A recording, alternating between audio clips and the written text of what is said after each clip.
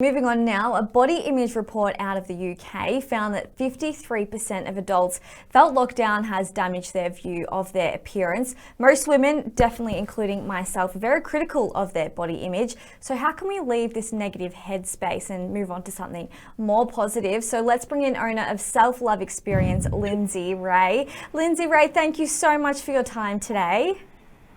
Oh, thank you. Thank you. It's such an honor to be here with you guys today. This is such an important topic.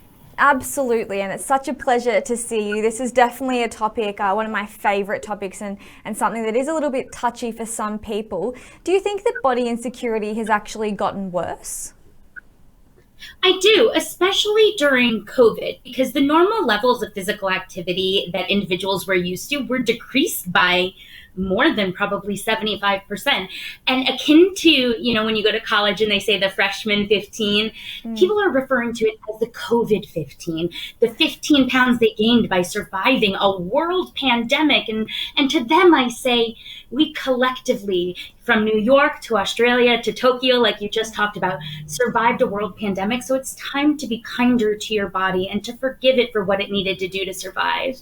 Absolutely. I think a lot of us definitely lose that message there. We're young women. Body image, of course has affected us and millions around the world, even if you don't think it does, especially with TikTok. We see that elevating eating disorders as well. Instagram influencers. We're in this world of social media surrounded by bodies. So why does the way you speak about yourself matter and exposing yourself to images that actually show real bodies?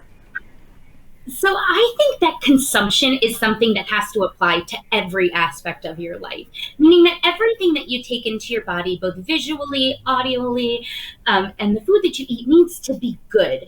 On social media, we're constantly confronted with images that are unrealistic, from filtered images to plastic surgery, which, I don't condemn, but I want you to love yourself as you are.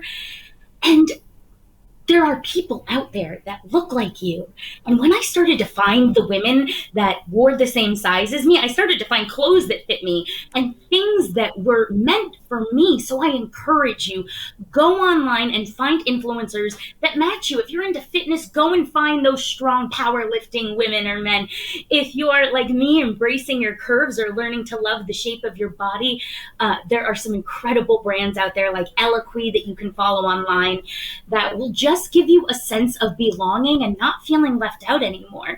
I found it so interesting. You just put up that Barbie is raising their price. And I actually blame a lot of our issues on Barbie, because I think we were brought into this as young girls with unrealistic expectations of what we're supposed to look like. Don't you think? Absolutely agree with you there. Even myself, I've definitely gone on Instagram and followed people that look like me, that show all their curves, and they've got, their tummies out and showing their cellulite, everything, real things that a lot of women actually have, not, as you said, photoshopped and smooth skin that we can see from a lot of influencers. So I guess that comes to my next point here, which is, why do so many people want to edit their photos? And, you're an award-winning photographer, so why should we show real bodies? So, it's actually interesting. I like to give my clients the choice of Photoshop.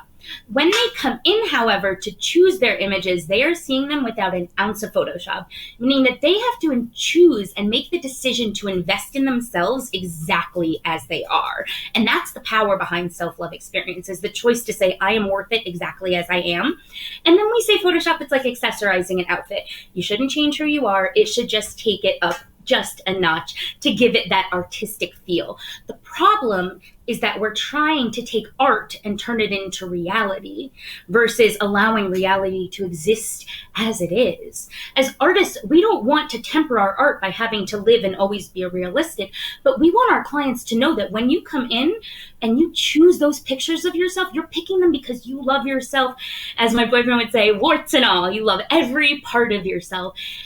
And if you don't, just like a camera, it's about shifting the focus. It's about choosing the parts of yourself that you like and focusing deeply in on those parts and just letting the rest of it fade into the background, just like we would with a camera. Oh, I love this attitude here. I know, usually we're very self-critical. There'll be times where even when I'm with my friends, we'll take a nice photo. I'm like, oh, I look so ugly. I hate the way I look. And oh no, Britt, you look beautiful. So what's the secret you can help for people to, not be so self-judgmental? I have a couple of tips that I use, and one of them sounds silly, but it actually works really well for me. And that's at the beginning of the week on your Monday, take 7 Post-it notes, write 7 nice things about yourself, and stick it on your bathroom mirror. That way, when you get up in the morning and you're getting ready, without even having to think of it, you're confronted with kind words. And each day, just take one and stick it on the back of your cell phone and take it with you for the day. The choice to surround yourself with positive words will change the way that you talk about yourself. And I'm a mother, so I've learned the implications of making bad choices and speaking ill of myself in front of my little daughter and seeing her embody that and start to take that in. So I have had to make the choice not just for me, but for my daughter and for all of the young girls that might be watching, looking up, to say, you know what?